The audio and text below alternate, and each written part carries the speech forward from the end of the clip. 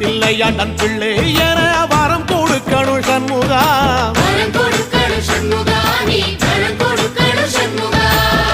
திருச்செந்தூர் கோயிலிலே வேளாடணும் சண்முகா.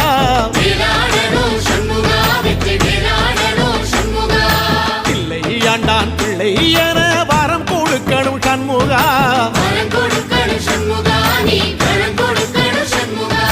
கண்ணுபடும்படி சண்முகா இந்த காலம் முழுவதும் சண்முகா. உன்ன நினைக்கிற சண்முகா நல்ல செல்வம் பொழிக்கணும் சண்முகா. சொன்ன வரங்களை அள்ளி கொடுக்கிற கொடை வள்ளலே சண்முகா. கோடி வணக்கம் சண்முகா, பல கோடி வணக்கம் சண்முகா.